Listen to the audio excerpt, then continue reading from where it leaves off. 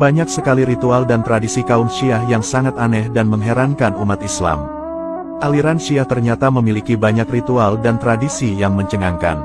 Bagi orang-orang yang ingin menjadi pengikut Syiah, maka mereka harus mengikuti serangkaian ritual dan mengamalkan ajaran-ajaran yang diberikan. Ajaran dalam aliran Syiah memang memiliki perbedaan dengan ajaran Islam Sunni. Oleh karena itu, banyak umat Islam Sunni yang menganggap bahwa ajaran Syiah bukanlah bagian dari Islam. Tetapi menurut penganut Syiah, mereka mengklaim bahwa diri mereka adalah bagian dari Islam. Menurut Syiah, titik perbedaan antara Islam Sunni dan Syiah adalah hanya pada perbedaan mazhab saja. Terkadang, perbedaan dua aliran besar ini sering mengundang banyak konflik dan kontroversi. Pasalnya, akidah kedua aliran ini memiliki perbedaan yang cukup banyak dan signifikan. Perlu diketahui, bahwa pengikut aliran Syiah di seluruh dunia itu cukup besar sekali. Menurut data dari World Population Review dijelaskan, bahwa jumlah umat Islam di seluruh dunia pada tahun 2021 telah menyentuh lebih dari 1,9 miliar orang. Sekitar 74% Muslim dunia adalah Islam Sunni, lalu sekitar 20% beraliran Syiah, dan sisanya Sufi, Ahmadiyah, Khawarij, dan lain sebagainya. Mayoritas orang-orang Syiah sendiri banyak menempati daerah Iran, Irak, Bahrain, Lebanon, Azerbaijan, dan lainnya. Sedangkan mayoritas Islam Sunni banyak menempati negara-negara Arab, Pakistan, Turki, India, Asia Tenggara, dan negara lainnya. Sebelum mengetahui tentang tradisi dan ajaran-ajaran dalam Syiah, mari kita bahas sejarah lahirnya aliran Islam Sunni dan aliran Syiah. Syiah adalah aliran dalam Islam yang muncul di akhir masa kekhalifahan Utsman bin Affan. Namun, ada yang berpendapat bahwa kemunculan Syiah terjadi saat Perang Siffin. Lalu, ada yang berpendapat kemunculannya di masa kekhalifahan Abu Bakar As-Siddiq. Menurut kaum Syiah, zuriyah Nabi Muhammadlah yang pantas jadi khalifah Islam. Umumnya, kaum Syiah menganggap bahwa kekhalifahan Sayyidina Abu Bakar, Umar, dan Utsman tidaklah sah. Kaum Syiah berpendapat, bahwasanya Sayyidina Ali bin Abi Thaliblah yang pantas menjadi khalifah sesuai isyarat Nabi Muhammad SAW. Jadi bila ditinjau secara umum, munculnya aliran Syiah ini disebabkan karena adanya perbedaan pandangan di lingkup para sahabat dan keluarga Nabi mengenai siapakah pengganti Nabi Muhammad sesudah beliau wafat. Kita tahu, bahwa kondisi kepemerintahan umat Islam setelah Nabi wafat banyak ditimpa fitnah dan gejolak politik yang besar. Sehingga setelah Perang Karbala, perpecahan Islam Sunni dan Syiah kian semakin besar. Berikut perbedaan akidah Syiah dan Islam Sunni. Dalam keyakinan Syiah, tauhid yang murni harus dikonsepsikan dengan imamah. Syiah menganggap, bahwa Sayyidina Ali dan para pemimpin keturunan Nabi Muhammad sebagai imam, yakni sosok wali Allah yang ajarannya tidak mungkin salah. Itulah sebabnya, keimanan seseorang dianggap tidak sah meski secara tulus beriman kepada Allah dan Rasul-Nya jika tidak ditopang oleh kepercayaan terhadap keimamahan Syiah. Berbeda dengan Islam Sunni, di mana mereka menganggap khalifah dan imam hanya sebagai jabatan setara kepala negara yang dapat dipilih melalui majelis, sehingga tidak terkait dengan ajaran tauhid. Dalam Sunni justru memandang tauhid seseorang bisa rusak apabila mengkultuskan seorang manusia melebihi derajat nabi dan malaikat.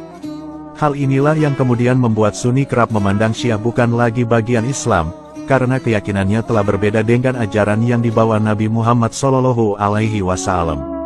Kemudian, rukun iman dalam Sunni itu ada 6, yaitu, iman kepada Allah, iman kepada para malaikat, iman kepada kitab-kitab Allah, iman kepada Nabi dan Rasul, iman kepada hari akhir, lalu iman kepada Qada dan Qadar.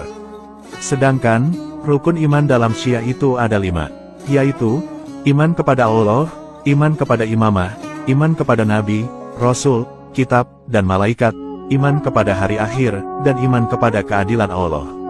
Kemudian, rukun Islam dalam Islam Sunni adalah syahadat, sholat, puasa, zakat, dan menunaikan haji. Sedangkan, rukun Islam dalam Syiah adalah sholat, zakat, puasa, haji, dan wilayah. Syahadat orang Sunni dan Syiah juga berbeda. Syahadat orang Sunni hanya terdiri dari 2 kalimat. Sementara, syahadat orang Syiah terdiri dari 3 kalimat. Di mana, 2 kalimat pertama sama dengan syahadat Sunni dan 1 kalimat terakhir adalah kalimat yang berisi kesaksian iman mereka terhadap 12 imam yang diyakini memiliki kemaksuman. Dalam Syiah, syahadat tidak sah bila tidak disertai kesaksian terhadap imam-imam Syiah. Meski demikian, Sunni dan Syiah masih memiliki beberapa pendapat yang sama, di antaranya meyakini bahwa Allah sebagai Tuhan dan Nabi Muhammad sebagai Nabi terakhir dalam agama Islam, serta meyakini bahwa Al-Quran sebagai kitab suci umat Islam. Kemudian dilihat dari sumber hukum, keduanya masih berdasarkan pada Al-Quran dan Al-Hadis. Namun, dalam pemahaman atas dua sumber tersebut terjadi perbedaan karena dipengaruhi tingkat intelektualitas dan situasi zaman. Karena itu, sesama umat Islam yang lahir dari persoalan politik tidak perlu memperkeruh suasana dengan provokasi.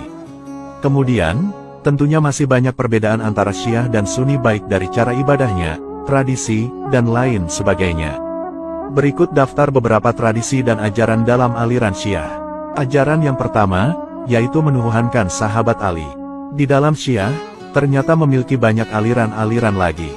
Salah satu aliran itu adalah aliran Syiah Gulat. Kelompok ini suka memuja-muja bahkan menuhankan sahabat Ali bin Abi Thalib.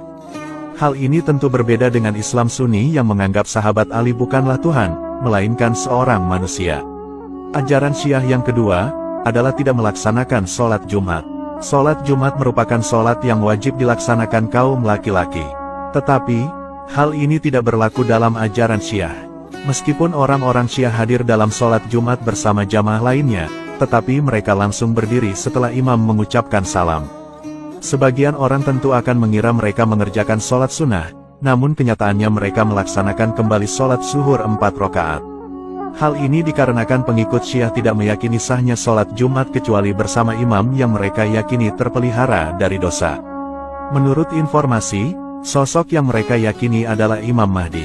Ajaran Syiah yang ketiga, yaitu meletakkan batu di posisi sujud sholat. Mayoritas penganut Syiah juga kerap membawa batu atau tanah yang dikenal dengan nama At-Turba Al-Husainiyah yang mereka letakkan di posisi sujud saat mereka sholat. Ajaran Syiah yang keempat, yaitu berzikir menyebut nama Husain. Apabila orang-orang Syiah tidak berada di dekat orang lain, zikir mereka tidak lagi menyebut nama Allah, akan tetapi menyebut nama Husain, Fatimah, atau keluarga Nabi lainnya. Ajaran Syiah yang kelima, yaitu tidak langsung berbuka puasa setelah azan maghrib. Di bulan Ramadan, Syiah memiliki keyakinan yang sama seperti orang Yahudi, yaitu, mereka akan menunggu bintang-bintang tampak di langit, baru kemudian mereka menyantap hidangan berbuka puasa. Ajaran Syiah yang keenam, yaitu tidak melakukan sholat tarawih dan membaca Quran. Orang-orang Syiah menganggap, bahwa sholat tarawih itu adalah bagian dari bid'ah. Maka, kita tidak akan mendapati penganut Syiah membaca Al-Quran, karena hal ini sangat jarang terjadi. Mereka beranggapan, bahwa Al-Quran yang sebenarnya adalah berada di tangan Imam Mahdi. Ajaran Syiah yang ketujuh, yaitu nikah muta atau kawin kontrak. Orang-orang Syiah kerap kali menjalankan ajarannya di perguruan tinggi atau di perkampungan untuk mempengaruhi para wanita-wanita muda agar mau melaksanakan nikah muta. Mereka akan sangat getol mendakwahi orang-orang tua yang memiliki putri dengan harapan anak-anak mereka juga menganut ajaran Syiah sehingga mereka dengan leluasa dapat melakukan nikah mutah dengan wanita tersebut meski tanpa seizin orang tuanya. Menurut laporan media lokal Baghdad, seorang pria dapat menikahi sebanyak mungkin perempuan sesuai keinginannya. Pria tersebut juga bisa menikahi seorang gadis selama setengah jam, dan setelah itu ia dapat meninggalkannya kemudian menikah dengan gadis lain. Selain memiliki ajaran yang banyak, Syiah juga memiliki tradisi-tradisi yang aneh dan mencengangkan. Di antara tradisi itu adalah, yaitu ritual memperingati bulan Asyura. Di bulan Muharram, orang-orang Syiah banyak yang mengadakan pertunjukan aneh untuk mengenang wafatnya Sayyidina Husain di Karbala. Selain itu, ritual mandi menggunakan tanah Karbala juga mereka lakukan. Mereka menganggap, bahwa tanah Karbala memiliki kedudukan lebih mulia daripada tanah Makkah dan Madinah. Mereka melumuri sekujur tubuh mereka dengan tanah tersebut. Mereka juga melakukan ritual merayap di tanah. Selain itu, di hari Asyura mereka juga melakukan aksi menzalimi diri mereka sendiri, dan mereka menganggap bahwa ritual mereka adalah suatu perbuatan yang sangat mulia dan bernilai pahala.